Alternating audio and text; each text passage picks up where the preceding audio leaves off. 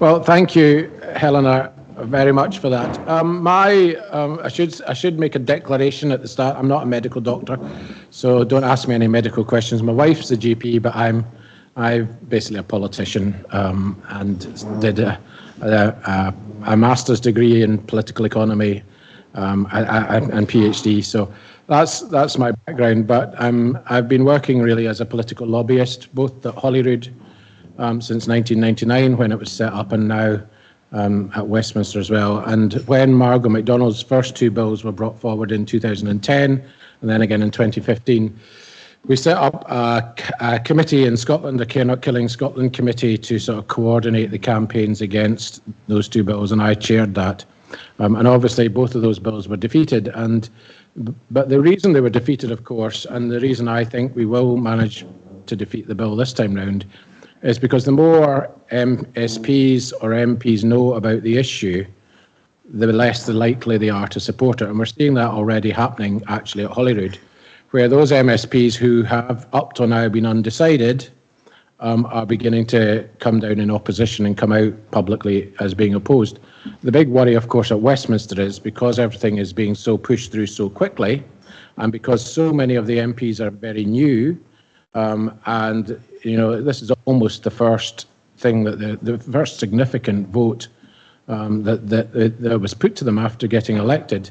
Some of them didn't even have their office staff in place, etc. When it's come forward. So because of that, there is a huge risk, I think, at Westminster that this will sort of slip through, basically because of people being new, not having thought about the issue enough, not being aware of all the details. And that's why it's so important that people who are concerned about this issue engage with MPs, either through email or letters, or even better by going to speak to them or meet them at their surgeries or in meetings like this, because one-to-one, as long as you behave in a proper and appropriate way, and you respect their position and you engage with them in a polite way, then they want to hear what you've got to say.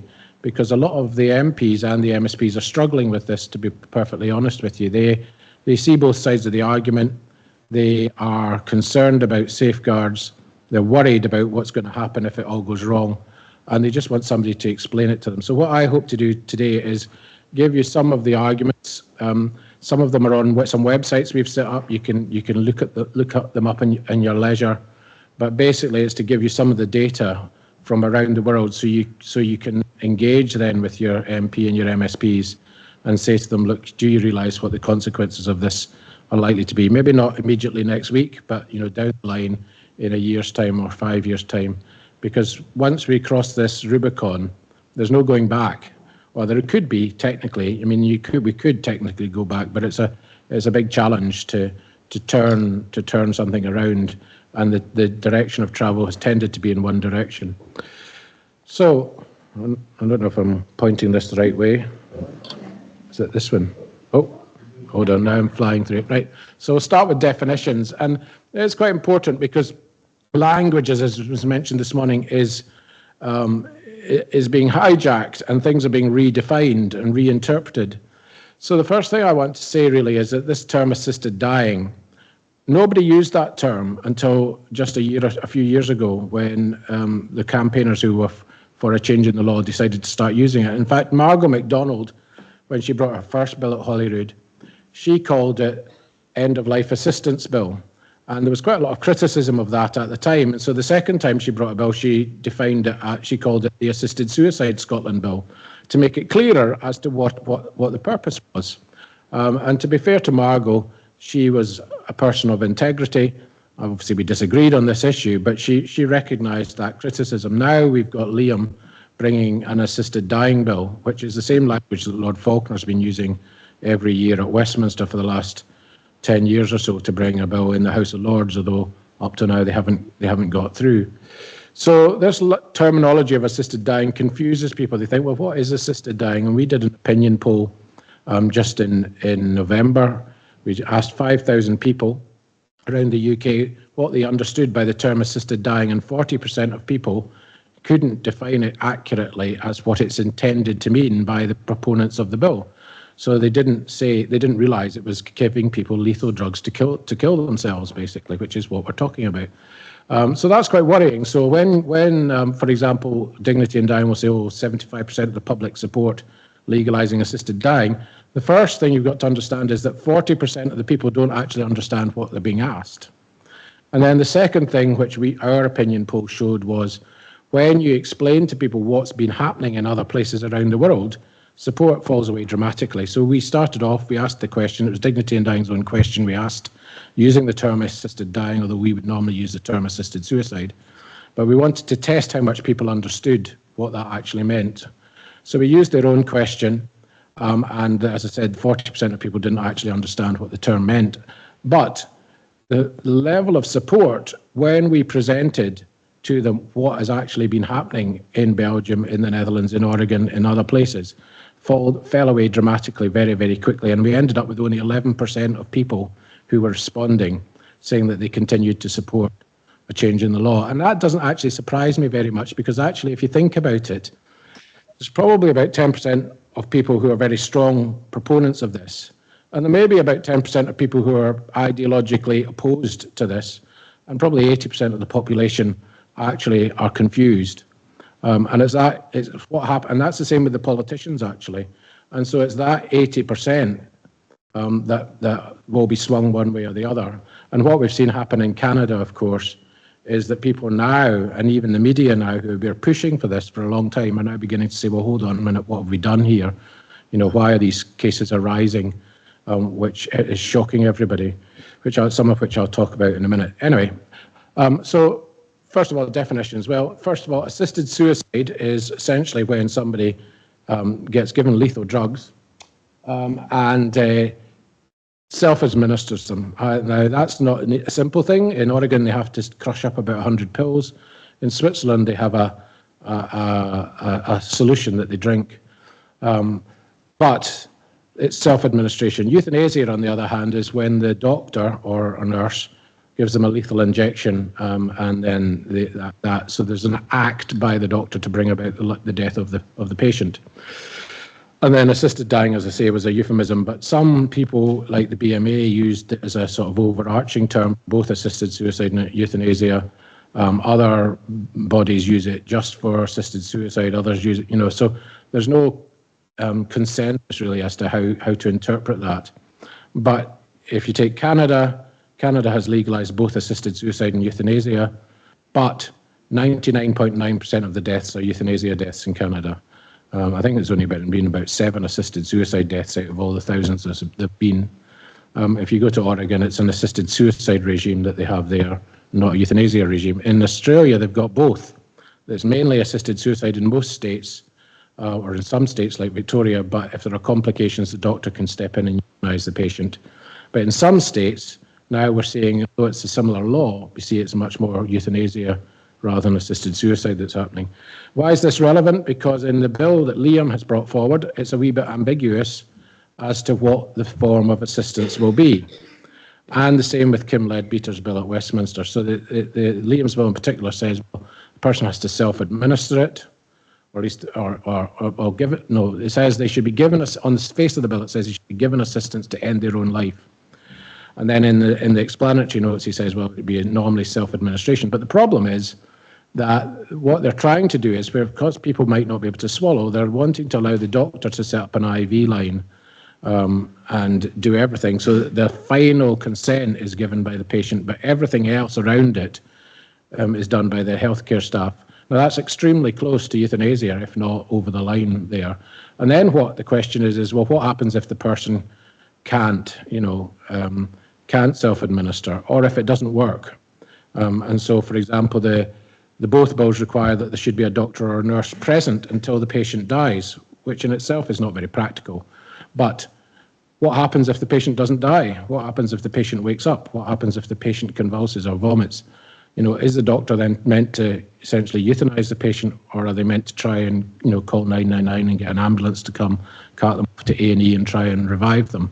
That's not clear on the face of the bill, on either bill. So, this is how all the promises about strong safeguards, and we're not talking about euthanasia, but the problem is once you get the reality of difficult cases, then, and legal challenges coming out of those difficult cases, then on what basis do you justify where you've drawn this line? And in any case, if you haven't defined what the line means, particularly in a case where, as I say, the patient doesn't die and the doctor's there, and the doctor, essentially euthanizes the patient, what's going to happen? Is the doctor going to be prosecuted? If they're not going to be prosecuted, then, on what basis is the law there in the first place? These are all the complications that happen in practice. So, just to move on quickly and not get too distracted, the issues in the debate then are, first of all, that people find life intolerable. If I put this on, I might be able to read that screen at the back. And this is a very subjective thing. Now, in fact, both these pieces of legislation, Scotland and Westminster, have not included this idea of intolerable suffering. But some people giving evidence at Westminster said it should include intolerable suffering. And the problem with intolerable suffering, which is what the law in Canada is essentially based on in Belgium and the Netherlands, is that who says whether it's tolerable or not? It's completely a subjective judgment by the patient or by the doctor, perhaps. And we are aware that there are cases of involuntary euthanasia happening in Belgium and the Netherlands, where people are don't have the capacity or to be able to give consent, and so the doctors are just killing people anyway. So, that's a subjective judgment. It's not an objective criteria. Secondly, it causes people to make value judgments about other people's lives. And this is what the disabled community are particularly concerned about, because they experience this all the time in healthcare, where people are making value judgments about their quality of life or in other areas of life. And so when you then introduce assisted suicide or euthanasia into that context, particularly euthanasia, then how do you ensure that people's value judgments are not based on their own prejudices, but are based on people's own experience, for example? And it's what we were talking about this morning. It's about recognizing that every life is precious and every individual is precious, and that some people's lives are not worth more than other people's lives just because they have abilities or are able-bodied or whatever, or can earn a large salary or whatever it is, the criteria that we use to judge that actually we have to, as a civilized society, and it's not just Western societies, but many societies in other parts of the world too, if we are to maintain that sense of the public good governing society, you have to start on the premise that every individual is of equal value. And that's why we have human rights conventions, and the foundational premise of a human rights convention is that everyone has the right to life, and the state can't take away somebody's life without justifiable grounds, such as in a conflict type situation. And that's a really important principle, because if we move away from that, then those who are powerful will make value judgments about other people and say, well, they don't deserve this or that or the next thing. And there is a bit of that rhetoric beginning to happen in our society. We have to be, very careful, particularly in this age of social media, that some of these sorts of voices don't shape people's views and shift us away from some foundational principles of which have governed our society for the last certainly 60, 70 years.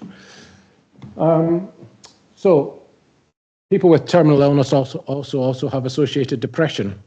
In at least 25% of cases, that's the case. So how do you distinguish what is the depression, what is depression, and what is the natural effect of the terminal illness? Do you know what I mean? How do you know what's treatable depression and what's not?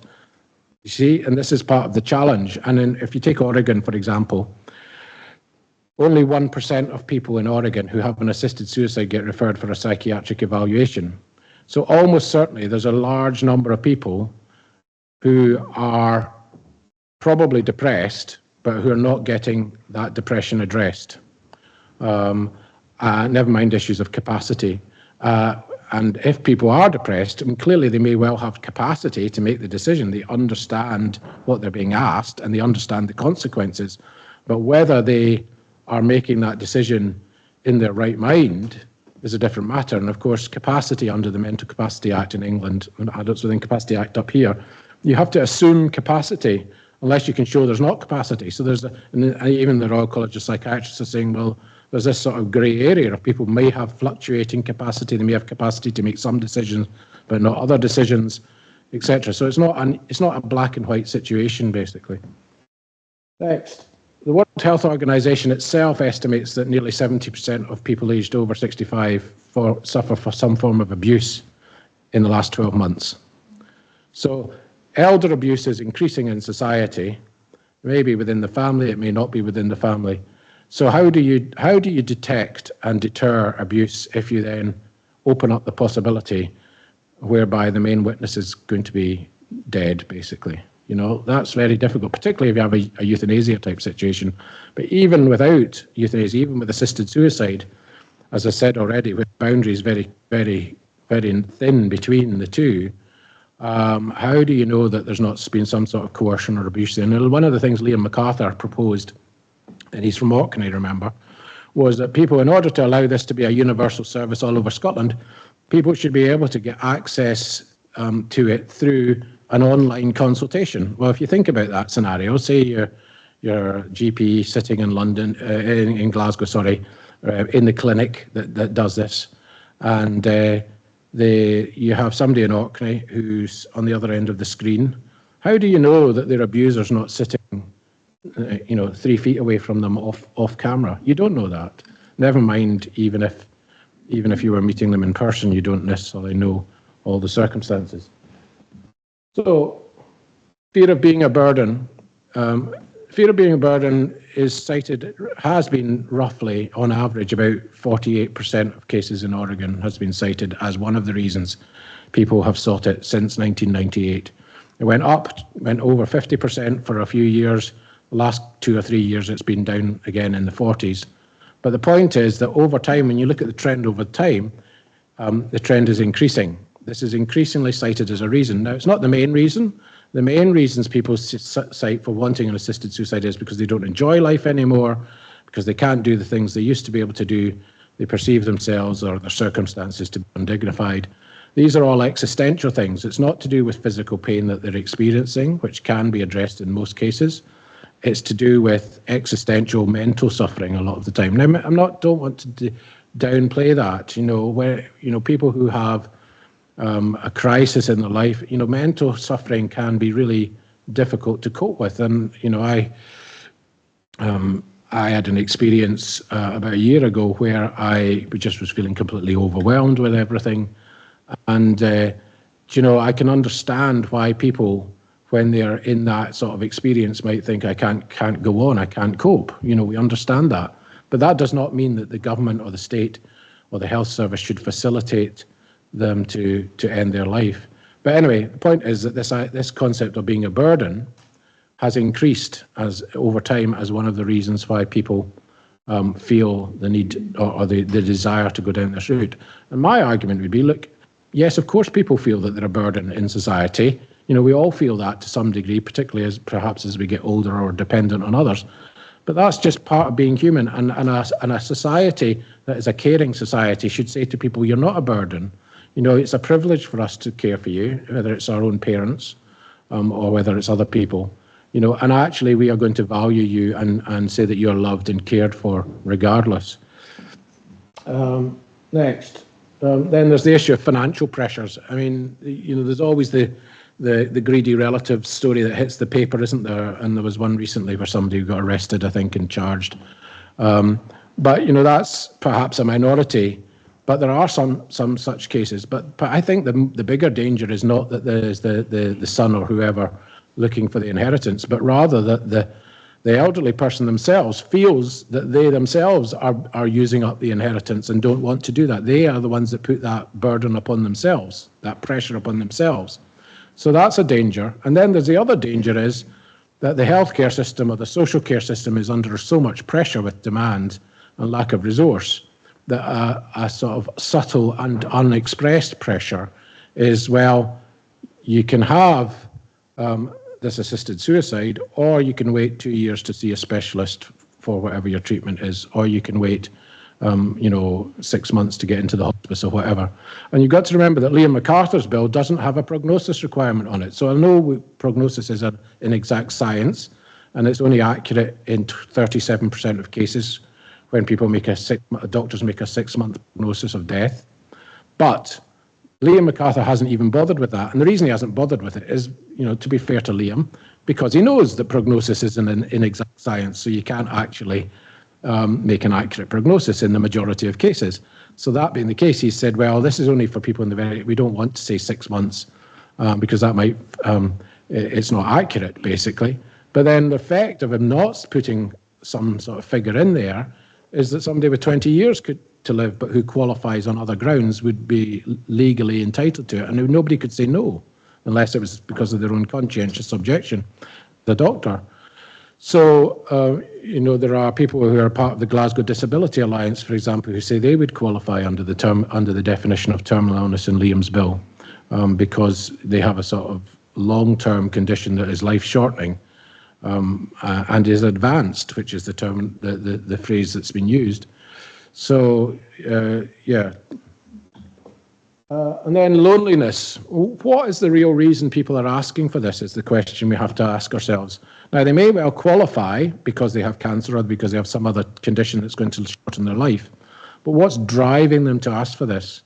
And in Canada, back in 2021, 17% of people, that was 1,700 people who had a euthanasia death and a medical assistance in dying death there, cited loneliness as their reason.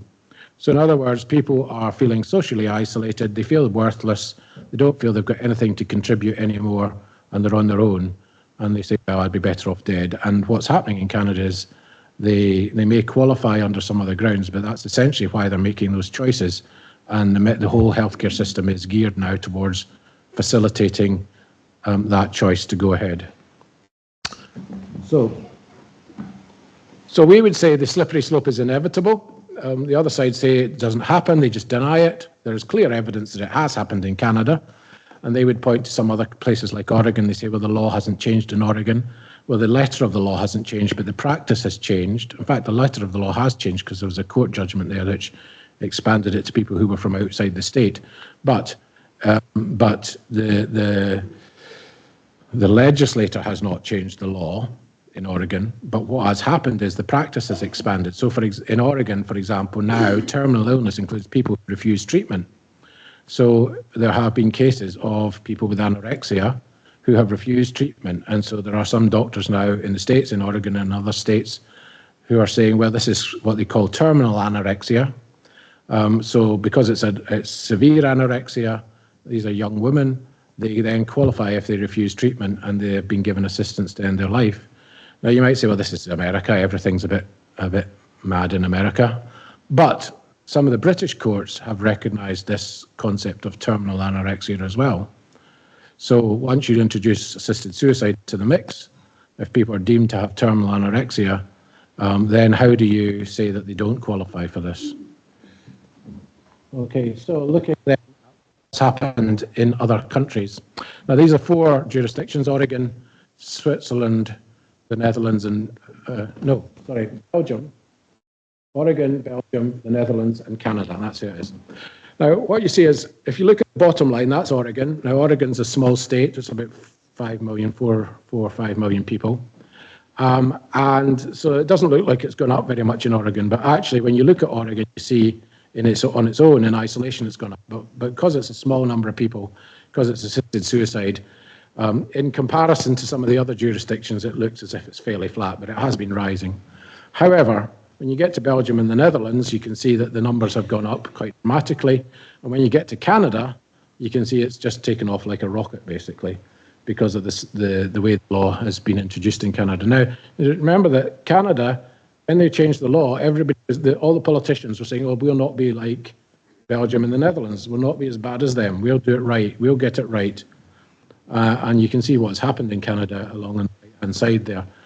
But if you go to Belgium, what one study in Belgium showed was that in a significant number of physician-assisted deaths, I think it was about 25% of physician-assisted deaths, there was no consent obtained from the patient.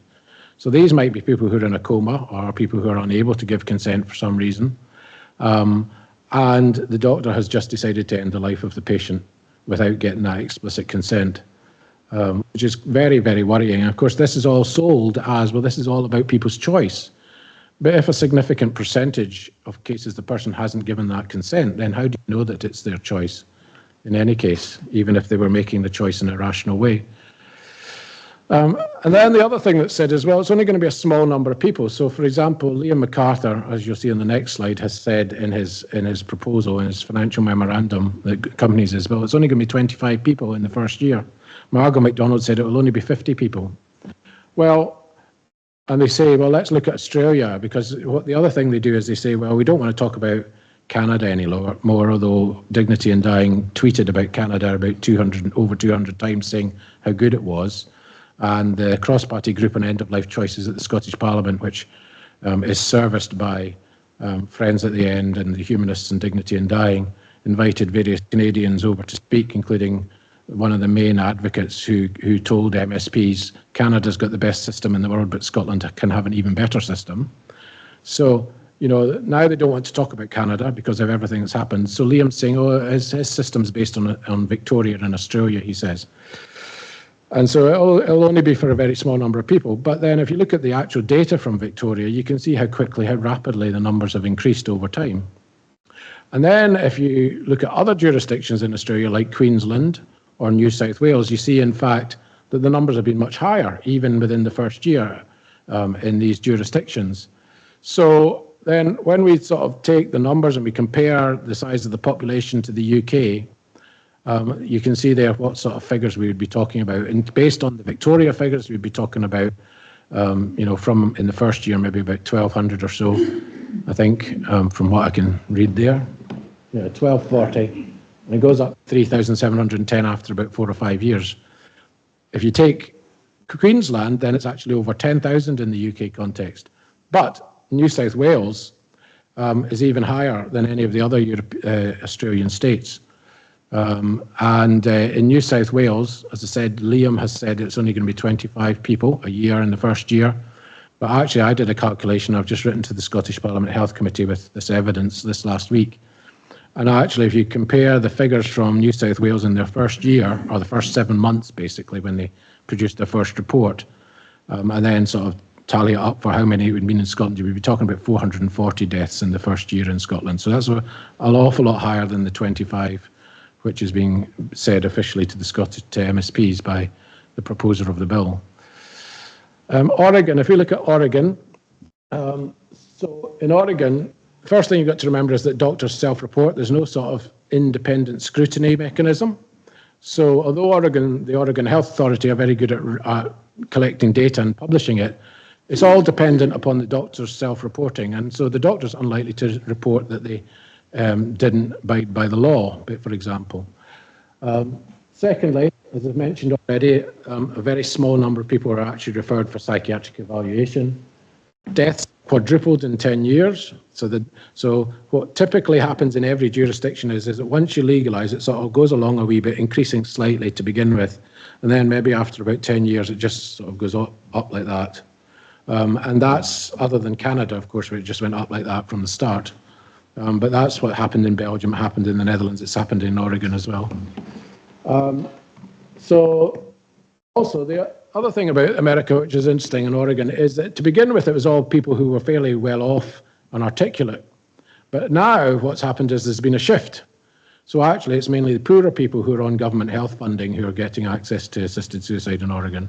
So it starts off with those who are the campaigners, basically, but then it moves to include people who are marginalised within society. They've had 4 different drug cocktails. There are issues about the effect of the drugs. So Professor Joel Zivit, he's a campaigner against the death penalty in America. They use the same drugs as they use in the death penalty. He did some autopsy on his patients, and he found that they were essentially drowning because fluid was gathering on their lungs. But because they're given a paralysing agent, the people who are observing cannot see that they're actually suffering, basically. And he says, well, the same drugs are being used in assisted suicide, so how do you know that these people are not actually experiencing some sort of pain or suffering or breathlessness as a result? Because because there's not been any autopsies, because nobody does autopsies on the bodies of the people who have assisted suicides. And then law and practice have expanded, including in Oregon, where the waiting period, which was put in as one of the safeguards so that if people change their minds they wouldn't be already dead, has been shortened, and also particularly where now people from outside the state can have access as well. So the Scottish Bill, very quickly then. First of all, an unclear definition of illness. It's not clear, I think, as I say, that in every case what self-administration means. It might be just blinking an eye at a computer screen, basically. There's no prognosis of death required. The doctor has to be present, but what does the doctor do if drugs don't work? There's no effective conscience clause. There's a conscience clause in the bill, but 4 clauses later, there's a clause that says anything that's reserved to Westminster has no effect. And medical regulation is a power that's reserved to Westminster. So unless the UK government agrees to devolve that power to the Scottish Parliament, there is no effective conscience clause in the bill. The same with drug licensing powers. And this is the Scottish government has picked up on this and said that they don't think the bill is legislatively competent. And the Cabinet Secretary gave that evidence to the committee last week. So, or 2 weeks ago. So the challenge then is the UK government going to be willing to devolve those powers to the Scottish Parliament on a temporary basis? Now, the previous UK government said they weren't going to do that. The present one haven't made a public comment. But the problem for the Labour Party or the Conservative Party or any unionist party is the only time that power has been used was for the independence referendum in 2014. So if you're going to set a precedent and say, well, we'll do it on this issue, why would you not do it on immigration? Why would you not do it on employment law? And why would you not do it for IndyRef 2? On what basis do you say no to these things other than just pure partisan political choice? So I think there's a big problem there for Liam. But if his bill can still go through, it just would not involve a conscience clause. Nobody would be able to opt out, necessarily. Liam MacArthur estimates, I've said that, covered that. And then the other thing about Liam's bill is that he says he's copied the Canadian text, which says the doctor just has to be of the opinion the patient qualified. So there's no objective test, did the patient qualify? If the doctor says, well, in my view, he qualified, or she qualified, then the doctor can't be prosecuted, no matter what they've done, no matter what the circumstances are. And when you take that along with the fact there's no prognosis of death in the definition of terminal illness, this is a free pass for any abusive medical professional. And of course, we've seen cases like that. Westminster then, what's happening at Westminster? Well, there is a 6-month prognosis required, but as I've said, that's not very accurate in the majority of cases. People don't qualify only on grounds of mental illness or disability, and there was a bit of a misrepresentation happening at the committee last week or the week before, and Chelsea Roth corrected Kim, I think, herself, and certainly one of the other witnesses, and said, well, because they sort of read it out and left the word only out. Well, this means that lots of people who are disabled will qualify if they have another condition. And lots of people with mental health conditions will qualify if they have another condition. So the only is the crucial word here. And of course, whether or not that would survive in time is open to question too, because in the Netherlands, the people with mental health problems qualify. And in Canada, the proposal is to change the law in 2027 to allow people with only mental health conditions to qualify. And arguably, if people who have long-term severe mental health conditions might be suffering more than people who have physical illnesses. So you know, it doesn't mean that it's always going to be there, but the fact that that the word only is there means that at the moment it would be people who only have those conditions and no physical condition that qualifies wouldn't qualify, but as I say, they may well have both. There's no requirement for a psychiatric evaluation. There may be one, but it's not required. And the doctor doesn't have to pay attention to what the psychiatrist says in any case. If they choose, they can go ahead anyway. The High Court's proposed to be involved, but that's already run into trouble because the judges, like Lord Sumption, are, the courts are not going to be able to cope with this. In fact, the estimate based on Kim's own figures is that it would be 34,000 hours of court time for the first year, and there's only 19,000 hours of sitting time in the family division of the High Court. So in a year. So already, even based on Kim's figures, which are probably an underestimate, the courts couldn't cope. So now it's being proposed, well, we'll have a tribunal of experts. But the experts are going to be people who believe in the system and are going to be predisposed towards approving. And so already we're seeing the so-called safeguard that it was claimed as making it the safest bill in the world is being watered down and is likely to be removed in the committee. And then amendments are already being proposed to extend the 6 months to 12 months for people with neurodegenerative conditions. So again, another of the so-called safeguards is already, before the bill's even on the statute book, being watered down. The political balance then, well, I would say it's 50-50 at Holyrood at the moment. To begin with, Liam had a majority. Over time, people have shifted to our side. Some prominent MSPs have taken a position who, like Russell Finlay, for example, was very undecided for an awful long time, wouldn't give an answer to anybody. But after the debate at Westminster, he came out publicly and said he was going to vote against the bill at Holyrood.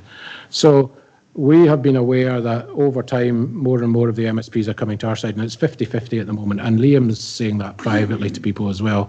We've had that reported to us. So they know that they were very confident to begin with. They're now an awful lot less confident. And there's probably about 10 to 15 MSPs have still not made up their minds. So these 10 to 15 MSPs are the ones who are going to swing it one way or the other, quite frankly. I am confident that the more people think about it, and particularly because of all the drafting problems with Liam's bill, I think there's a very high chance that it will be defeated when it gets voted on at stage one. The stage one debate has to happen by the 23rd of May, and then it will go to stage two, which will probably be after the summer, partly because of all the legislative issues with it. And then we would be looking at a stage three vote probably around about Christmas time if it was to go ahead. Westminster, the majority was only 55, which I was surprised, actually. I mean, we were hoping it would have been smaller, but you've got to remember there are over 200 new MPs. And also, I thought to begin with, to be honest, that it might be 2/3 to 1/3, but it didn't turn out that way. It was actually quite close. And a lot of the MPs have said publicly they might not vote for it at third reading because they're concerned about safeguards, etc. And again, we've seen people who were MPs previously, were saying, well, I'm not sure how I'm going to vote this time. When push came to shove, they decided to vote against it. And I think we're beginning, and the whole row there's been over the way the committee's behaved. There have been people coming who voted for the bill saying, well, I think I might vote against it the next time round. So it's not a done deal at all. And the more MPs hear about the concerns, the more likely they are to obviously decide that they're not going to vote for it. Because a lot of people are in favour in principle, and even the opinion poll that was done last year, not the one we did, another one, showed that people are saying they're in favour in principle, but they don't believe it can be done in practice in a safe way. And that is essentially where a lot of the public are at, and it's where quite a few of the politicians are at as well. The last vote was a vote in principle. The next vote is going to be a vote in practice. I'll skip on to the next one. So here's some of the data, just to show you what's happened. This is Oregon. The darker, I'm colourblind, but it looks blue to me, but it might be purple, is the actual number of assisted suicide deaths. The one up above is the number of prescriptions. And you can see how, as I said, it sort of goes along, increases slowly, and then it starts to really shoot up as time goes on, basically, the numbers. If you look at the end-of-life concerns that people cite in Oregon, which I've already touched on, what you see is that fear of pain or fear of pain, not even necessarily pain experienced, is only cited in about a third of cases. And of course, probably 90% of physical pain can be addressed through proper palliative care. So the question then is, how do you address that issue of pain? Well, we really should address it through providing proper palliative care to people. But it's really existential things which are driving this. And in fact, even that was admitted at the committee last week, that this is about existential suffering and about the desire for control more than it is actually about physical pain. So this shows you what happens in palliative care when you legalise assisted suicide. So what we see is UK is top in the world for palliative care, but of those jurisdictions that have legalised assisted suicide, most of them have fallen down the rankings of international rankings on palliative care. Now, that doesn't mean that they haven't put more money into it. It just means that other people are putting more money in than those that have legalised assisted dying. In other words, there's a disincentive to put money into palliative care. And palliative care is under strain at the moment, but the demand on palliative care is increasing because we have an ageing population throughout the whole Western world, and there's going to be 25% more deaths by 2040 than there are currently.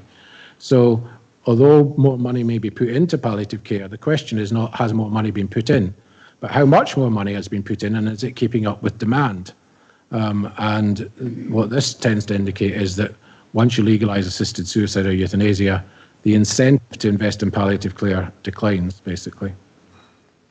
The Netherlands, you can see what happened in the Netherlands. About 4.5% of all deaths in the Netherlands are from euthanasia now. But the other aspect about the Netherlands is that they have what they call continuous deep sedation until death. I was talking to somebody earlier, Helena's relatives in-laws are from the Netherlands. There's a whole culture in medicine now in the Netherlands where death is seen as a treatment option. And what happens in the Netherlands is that they sedate people with extremely high doses of sedatives, which in this country would be, get you referred to the GMC and struck off. And they put people to sleep and they leave them to die, basically. And over 25% of deaths in the Netherlands are physician assisted in some way, either through terminal sedation in that way or through euthanasia. And as I say, about 4.5% are euthanasia deaths, formally qualified as euthanasia deaths. So you can see how that has increased over time, that terminal sedation or continuous sedation. It used to be 5.6% of all deaths, and it's gone up. In 2017, it had gone up to 22.6% of all deaths. Now, what's the reason for that, other than a culture change in medicine? Canada's euthanasia law then, I'm not going to go into all the detail, but what has happened is in the space of a very short period of time, we have seen the expansion of the law from a legal challenge which brought in a law that was meant to apply to only people whose death was reasonably foreseeable. Now it applies to people who are suffering irremediably, grievous and irremediable. Suffering is what it said. And then, as I say, when the Canadian government passed the law, they said, well, we'll apply it to people with only mental health problems as well. And that's been postponed a couple of times, but it's still nevertheless planned to come in. And that's the rapid expansion in Canada that has really been quite shocking compared to other places. Sorry, I think I'm going the wrong way here. I'm trying to get back to the graph that I just skipped by. I'm going the wrong way again. Never mind. Right. Here we are. Yeah, so that you can see how the numbers have gone up in Canada very dramatically over time, over 6 or 7 years. So here's some cases which just highlight what's been happening in Canada. The first one here is Donna Duncan, who had depression, was in a car accident, had depression, and she got euthanasia. Her daughters are very traumatized by it. One of them wanted to give evidence to the Westminster Committee, but they didn't call her. You know, the person, she didn't have, as far as we could see, any sort of physical illness that was going to lead to her death, but because of her severe depression, she got euthanasia. Next, we've got Amir Fasood. He was facing, he was approved based on his diabetes. His mother saved his life because she made a big fuss in the media. But he only requested it because he was scared that he was going to lose his house. Because his housing complex was being redeveloped. He couldn't afford on his disability benefits to pay for rent. He was in social housing. And so because he feared he was going to be on the street, he decided to apply for this and he was approved. He didn't go through with it, but he was nevertheless approved. This one is Joan Rohaway. She was in hospital, I think, and she was asked if she wanted medical assistance in dying, euthanasia. She said no. She got sent home.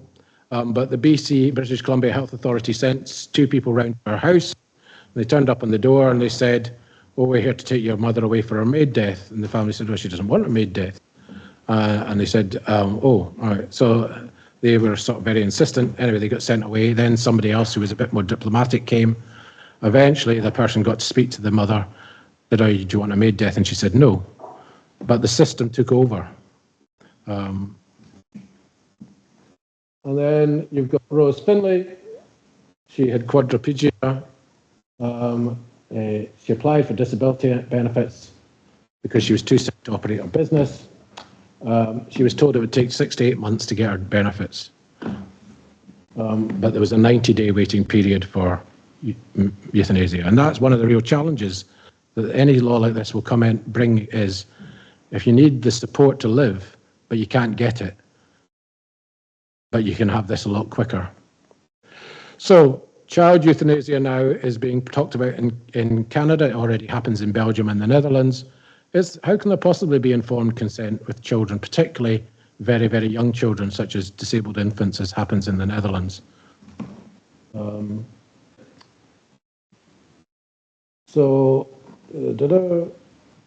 I'll probably not go through all the details, but basically Belgium and the Netherlands both practice child euthanasia.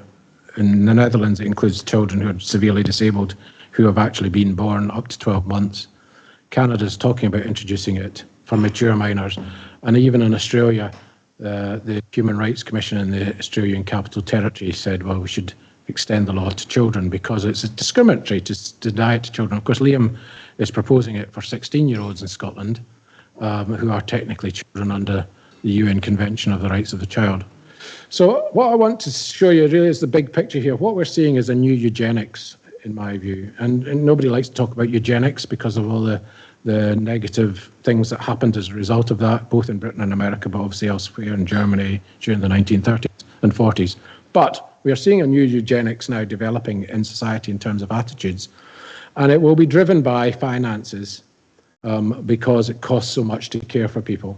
So that's the challenge, I think. It's a challenge not just to government, but it's a challenge to civic society too, is how do we meet those challenges in our society of caring for people, of supporting the hospice movement and of care homes, etc.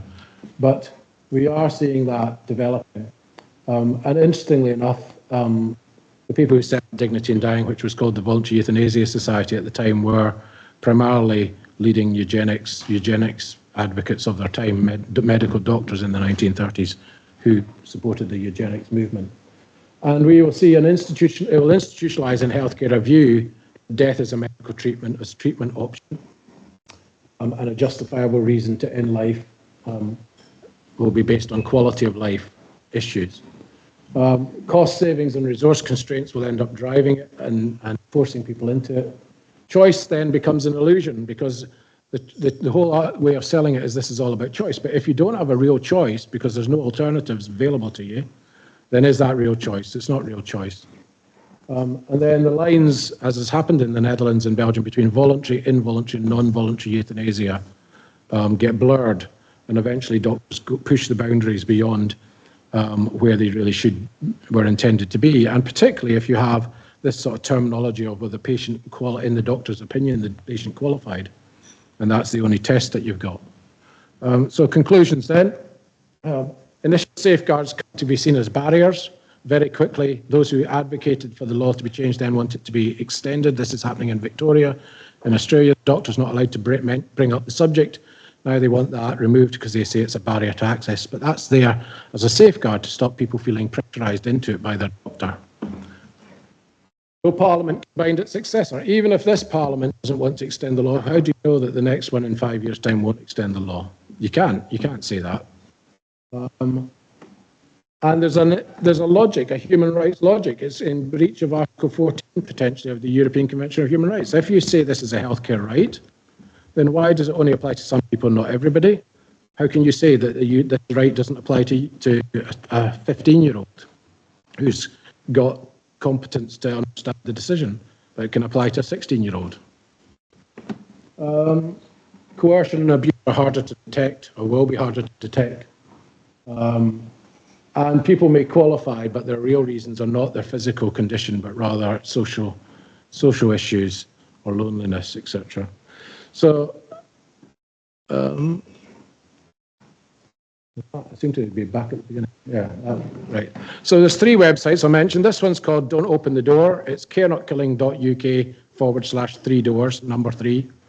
And this has got a lot of the data on it. And I'll send an email to Helena with the website links.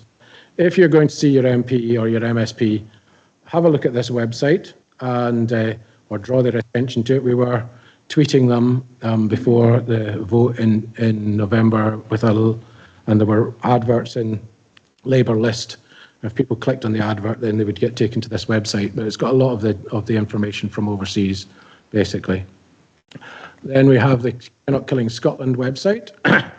And if you want to sign our petition so that you can find out about what's going on and we'll keep you informed, then you can either do it at the back, but it's a lot easier from our point of view if you do it online, because then we don't have to go through everyone and put people into the system. But nevertheless, feel free to sign the one at the back too. So that was especially designed about Liam's bill. And then we have our newly launched main UK website, which we're going to have another petition on the UK one as well, the UK bill as well, for England and Wales. So, have a look at any of these websites. I'll make sure, as I say, Helena's got the details. And there's a couple of leaflets at the back. Feel free to take them away with you. One's our booklet, which is based on our 3 Doors website, or the other way around. This is the one for Scotland. And it's got lots of QR codes that you can scan and take you to some of the information on it.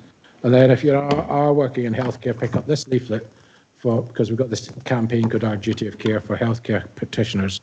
And we have a declaration, which if you want to sign up to our campaign and support, then you can do so. Thanks.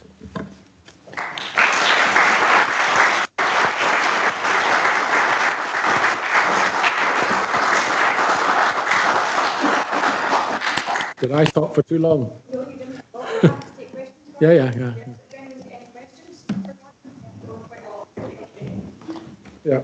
I'd like to ask you, do you agree? Oh, thank you. Do you agree that the reason why we're not getting responses from our politicians is they're either embarrassed that they don't know enough about it, or that they don't really want to get involved in something which can expand because they've got a memory of the Abortion Act?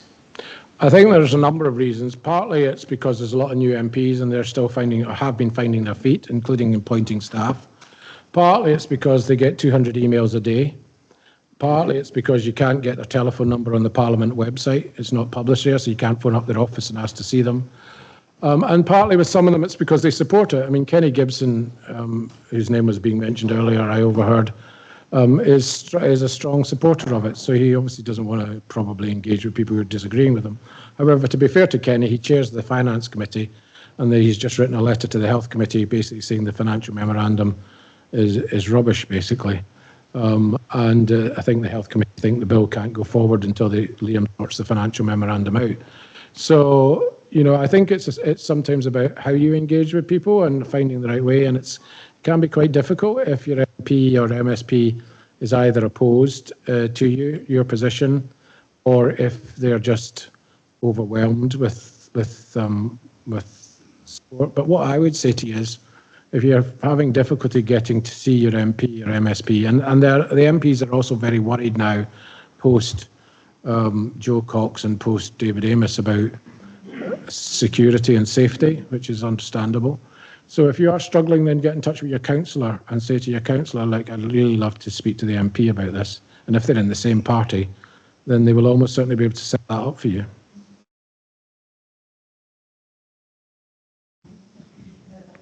As a councillor is about to ask a question. I'd just like to point out Lillian Jones, MP, was here today. She is over there. Stand up. Thank you. So if you want to speak to Lillian, she's sitting over there. Yes. Thanks for coming, Lillian.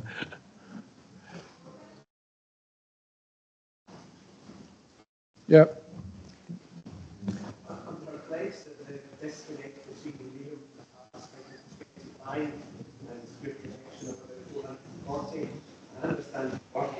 You have developed to reach that figure. I don't understand Liam's working, and you might not have an answer to this, but has he given any indication of why he says 25?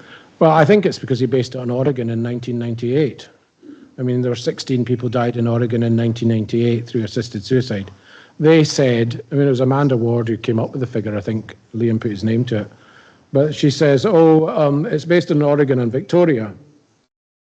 And I think the reason, I don't know this for sure, but I think the reason Liam's talking about Victoria is because I suspect, I'm trying to find out if this is true or not, through freedom of information and parliamentary questions, but I think the person who wrote the Victoria law probably wrote Liam's bill as well. But the reason he says he came up with 25 as well, in Oregon it was only 16 in the first year, so, you know, and they've got some sort of calculation per number of deaths per head of the population. But what you've got to remember is the more this comes in, the quicker it expands in terms of numbers. And the more it's acceptable. In fact, what we're seeing happening is a normalisation of suicide in society. So one of the arguments which is put forward is that people are having violent deaths who are terminally ill. So therefore, we should legalise this so that people don't have to do that. But then if you look at what's actually happened where it has been legalised, the number of violent suicides hasn't reduced, which you would expect to happen if that argument was to be accepted. But what happens is this normalises suicide. Either assisted or non-assisted. And so the numbers of overall suicides go up and the number of non-assisted suicides don't fall. So Liam's picked numbers from 1998, I think, and said, oh, well, on that basis, we'll say 25. But when you look at the Victoria numbers they quoted, they actually got the numbers wrong in the financial memorandum. The numbers are actually higher in the annual reports from Victoria than they put in their financial memorandum. So even if you take the Victoria numbers, which are not as high as 440, if you multiply it up for Scotland, it's about, can't remember what it was, it's about 100, I think, deaths in the first year, if you base it on Victoria, rather than the 25. But if you look at other Australian states where they've been much more enthusiastic, shall we say, in the way they've implemented the law, the numbers would be a lot higher. Yep. There's a lady over here. Oh, who's got this? I'll get the speaker here. All right, well, you shout out and then we'll... It's just a quick question. I think in the Scottish proposal, your slide said there's no provision for conscientious objection. I take it, is that right? There's a clause, number 18, which says there's a conscientious opt-out, but the problem is that power is reserved to Westminster.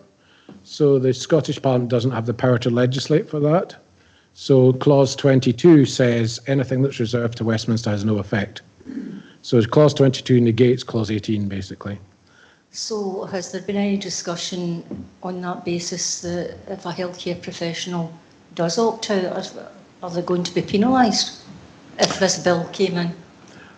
They wouldn't have a legal right to opt out. They could argue under Article 9 of the European Convention of Human Rights that they have a right to freedom of thought, conscience and religion. So if you had a public authority, because it would have to be a public authority,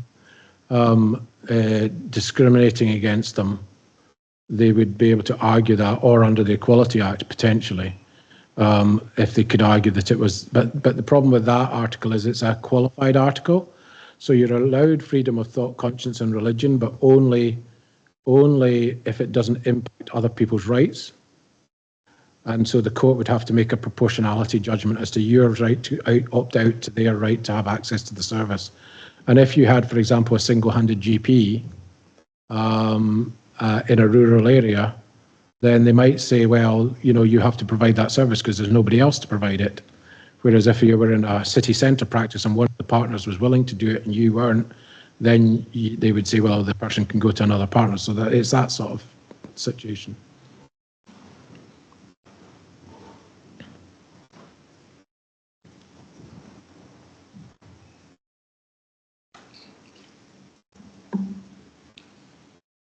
One of your slides towards the end showed a photograph of a door, and you had, should the NHS be involved? Should they open the door? So if we're all British citizens, what is the other option? Because even if we choose, for example, not to wait 2 years for the hip replacement. And we're fortunate enough to have that done privately. The way the NHS information system operates, there really is no getting away from information flowing. So, even if you were to come back to me, Gordon, and say, oh, people might end up in a Switzerland scenario and go for assisted suicide in a private facility, that would still be connected to the NHS, either through the staff possibly running it, or just with the information flow. So, unlike America, I believe Father Dan mentioned this morning, there is choice in America in terms of healthcare facilities, some of which are faith-based facilities. I think the universities and the educational establishments are similar to that as well. So, although the NHS, and I'm a strong advocate, I used to be a strong advocate for the NHS, was initially intended to be a terrific thing, we have no choice but for our healthcare to go through the NHS system, unlike America.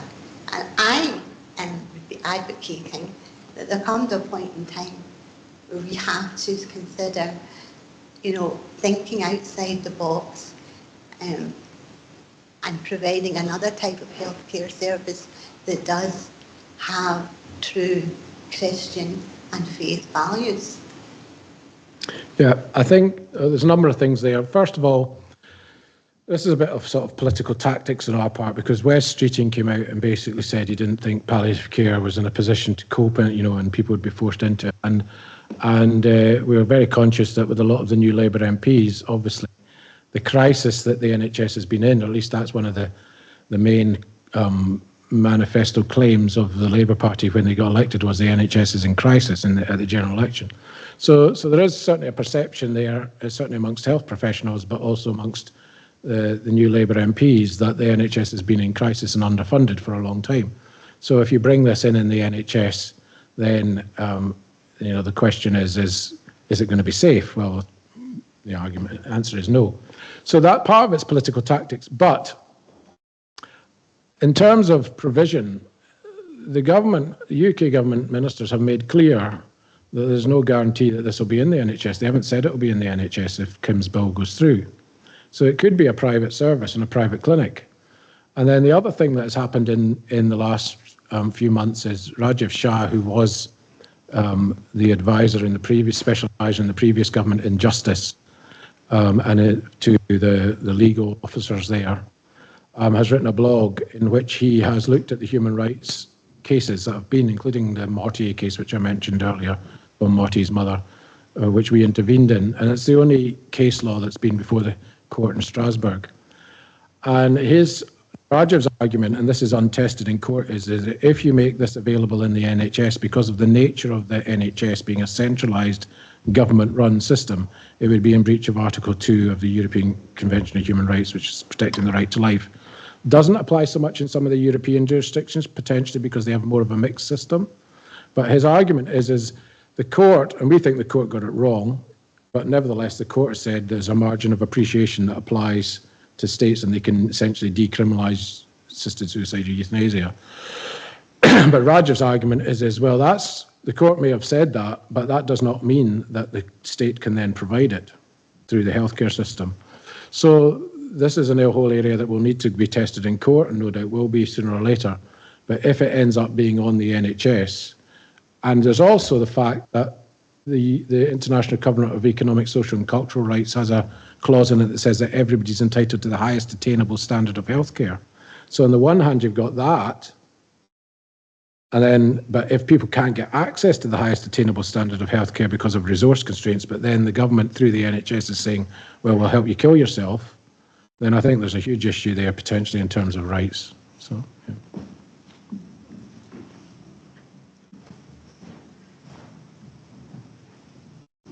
Hi. You alluded to the fact that it is very difficult to get time with your MP, and I have tried that before. Does my vote carry as much weight if I sign your petition as it might do if I sat down in front of my MP? Well, there's two reasons to do the petition. One is because at some point we will turn up at Downing Street with a whole pile of bits of paper and hand them in. It's primarily so that we can keep you informed about what's happening, and so that we can then mobilise people and tell them when to write to their MP and provide them with tools to do so. So, for example, my colleague has been working on this, has just sent me yesterday, he's setting up a website where you go in and you put your postcode in, and you'll be able to email your MP and email them directly, and express your view ahead of third reading. So if you sign the petition, sign up to our list, you'll get an email at some point. You'll get some emails from me asking for money, but don't worry about that. If you don't want to give, that's fine. But you'll also get emails from me saying, look, now's the time to email your MP, or this is what's been happening, and keeping you informed. So it's partly about mobilising people, as well as obviously the optics of being able to say so many thousand people of getting a news story out of it. We did it last time around at Holyrood. We've done two things. We did a postcard petition the first time round when Margot had a bill, and it was pushed out in all the Catholic parishes and through the mosque and other things. And it was really very effective. And there was a trolley full of postcards being pushed down the corridor at Holyrood, and they were sort of dumping bundles on MSP's desks. I think that's sort of lost its effect now, to be honest. MSPs and MPs, they get so many of these things, and some organisations set up a website where you generate an email. So I filled in one from Right to Life the other day and sent it off to my MP, who voted for the bill. They sent an email out. And the problem with that is that if it all comes from the one IP address, then it can be dismissed. And that's what Liam did. There were lots and lots of consultation responses, all came from the one IP address, because Right to Life encouraged people to do it. And they just ignored them. They just said, oh, we'll just consider this one response. So other organisations say, well, here's a way, to do it, sort of thing, but put it in your own words, so it's not all saying the same thing. What we tried to do was we tried to encourage people to use their own computer rather than set it up.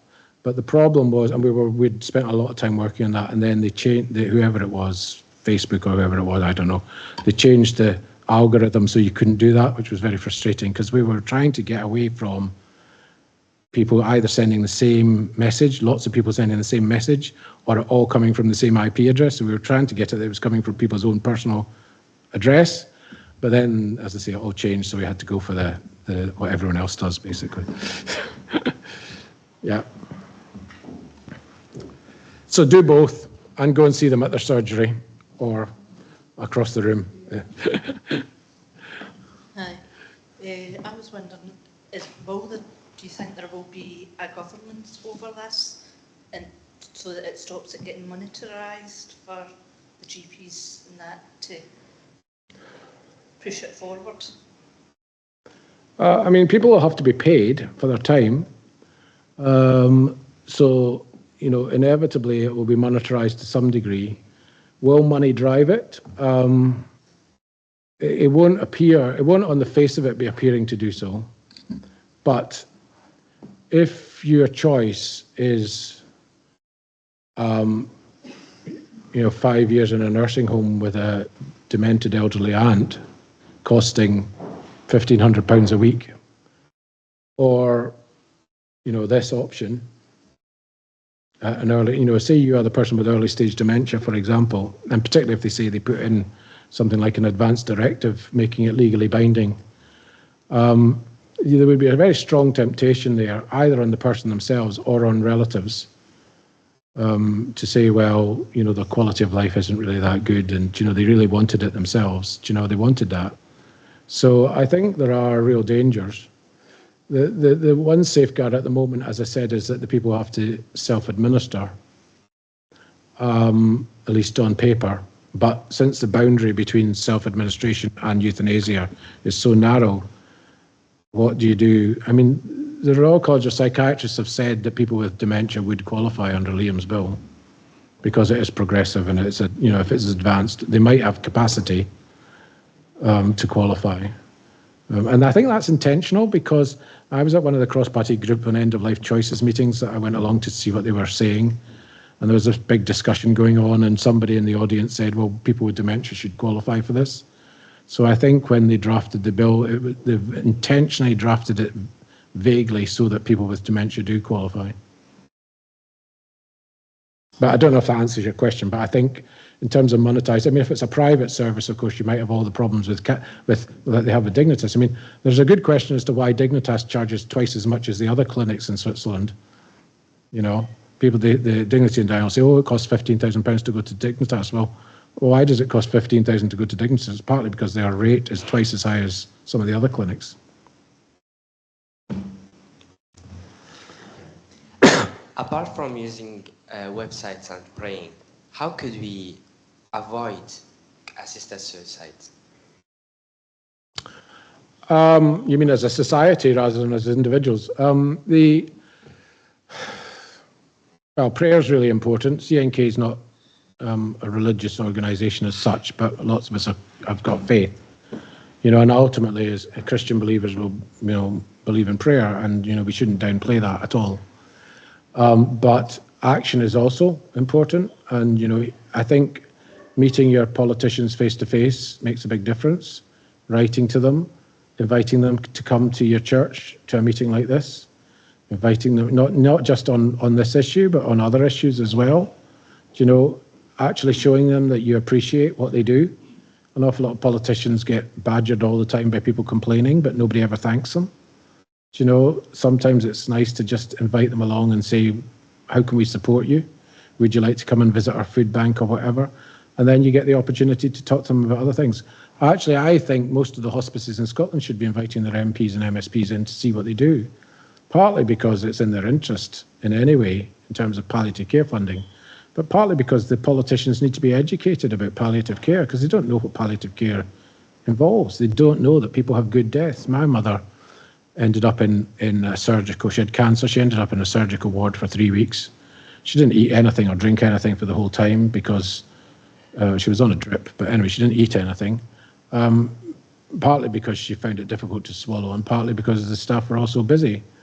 And then eventually she got transferred to the hospice. She'd been sort of saying things consistently of, there's more people on the other side, she just wanted to die.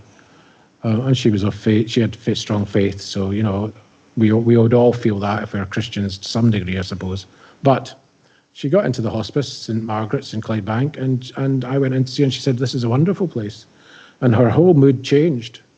Her mood had been very down, very depressed, and the last 7 weeks of her life were great, not great, but, they were much better, just because she was in an environment where people were caring for her and loving her. And, that's what it's about, and I think that politicians need to see that.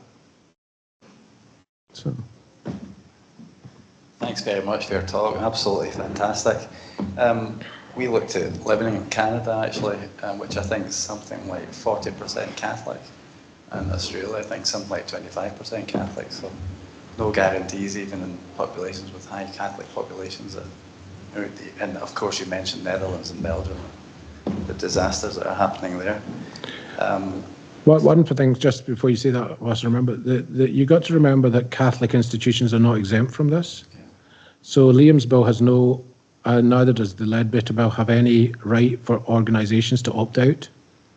And in Canada, there was the BC Delta Hospice, which wasn't a religious organisation, that had its funding withdrawn because they weren't willing to do it. But there's a Catholic hospital in Canada, I think it's in Quebec, which is basically being essentially pressurised to do this and in danger of having its funding withdrawn because they're unwilling to do so. So that's worth bearing in mind. Sorry.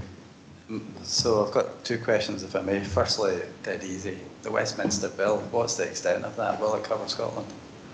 It will cover England and Wales, but because of Liam's drafting issues and legislative consent issues, there is a possibility that there's a question as to what will happen if the MSPs vote for Liam's bill at stage 1 on whatever day in May. What then happens? Now, I think there are 4 options. One option is that the UK government decides to devolve these powers over drug licensing and medical regulation on a temporary basis to allow the bill to go through as drafted and have impact. As I say, I think that's politically difficult for them, and certainly senior Labour people have said to me that they're not going to do that.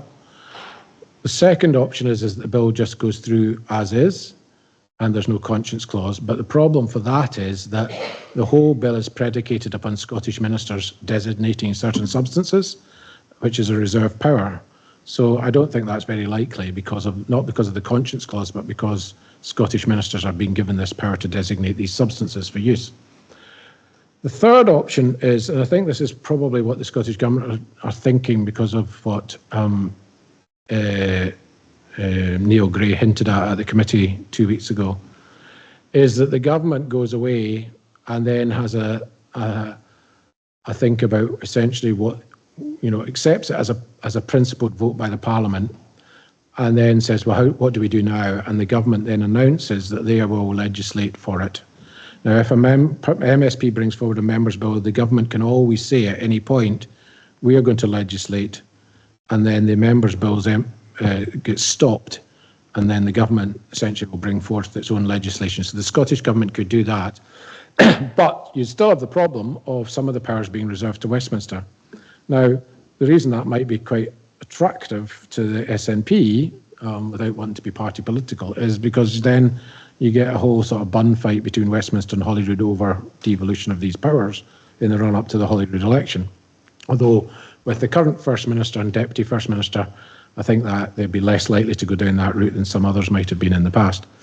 And then the fourth option, which is what certainly some senior Labour people have said to me, is that Holyrood just decides to let Westminster legislate for Scotland as well, and passes a Sewell motion. And so the bill at Westminster gets amended to include Scotland. But the issue with that is that the SNP might not be very keen on that, and Liam might not be very keen on that, because this is very clearly a matter which has been devolved. It's just what's not devolved is the conscience clause and the drug licensing powers. So it's clearly an issue for the Scottish Parliament to whether or not to legalise assisted suicide or not, constitutionally. So to then say, well, we'll just let Westminster do it, which they might do, everybody might agree to that because it gets it off their plate. But to do that, as a nationalist government going into an election saying we want independence, just looks a wee bit strange, Sorry, I didn't realise that was such a complicated question. But the last point I'd like to ask you is this. Is there not an elephant in the room here? Most of us in here, I imagine, are thinking that if we follow the way, say our prayers, do things right, there's a chance we may get to heaven. What is it that these people think is better? What do they think is better about dying in this way than the current situation that they're in? I mean, it just seems to be ignored. Yeah, it's interesting. When Father Dan was giving his talk, at the point that came to my mind, and I was maybe thinking about saying it myself, and I will say it now, or maybe at the time. But as I said, when the people who set up the Voluntary Euthanasia Legalisation Society were primarily eugenics supporters. They were also primarily either humanists who believe in no afterlife, or what's the church? I can't remember what they're called. There's a group, I don't know whether you know, there's a sort of so-called Christian group, but they don't believe in the resurrection. Do you know who I mean? Unitarians, I think it is. Yeah, Unitarians. So these were the key people. So I thought that what really struck me when Father Dan was talking about, because it's occurred to me before, and I said, I'm not speaking, I take off my care not killing hat at this point and put on my personal hat. What really struck me about this, and actually this is something for us to think about maybe in the run-up to Easter when this will all be being decided. The point about the Christian gospel is that we have an answer to death, which is the death and resurrection of Jesus Christ. The point about it is that the people who are largely driving this, not exclusively, because you've got people like the Archbishop of Canterbury, is that they don't believe in that personally, and so for them the suffering in leading up to death, which, as I say, is probably existential as much as anything, is what they're trying to avoid. And And so, in a sense, what this is about is trying to control the dying process. It's about a sort of secular humanist, not exclusively, because there are some Christians who argue for it, but to me, it's about a secular humanist way to try and address the issue of death and the suffering that's associated with it.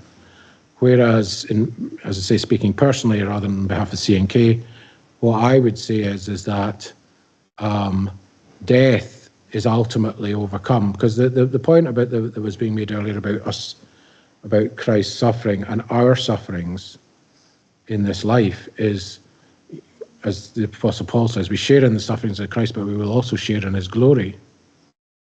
And if you don't believe in that, then all that's there is either death and then nothing, in which case you would say, let's reduce the suffering as much as possible. Or if you are of religion and you believe that there's something beyond death, presumably people like George Carey justify it to themselves because they think, and this person who gave evidence the other week, some academic from Glasgow University, some Christian group in favour of it, his view is, well, it's the Christian thing to reduce suffering. But it's about what we heard this morning, it's about how we do it. Are we doing it in a way that is true compassion and coming alongside people, recognizing our limitations as a species, that we can't eliminate all suffering, but recognizing that there's something better beyond it? Or are we doing it by essentially killing the patient, by ending their life, which has an impact on other people, whether it be relatives or whoever, and it prevents people being able, as they approach death, to get their relationships sorted out. So much of palliative care is not about treating physical pain; it's about treating emotional and spiritual pain, and people reconciling with just family members who've been cut off or whatever. So I think there's something much deeper going on here, but I'm not sure how easy it is to get politicians to sort of engage at that level.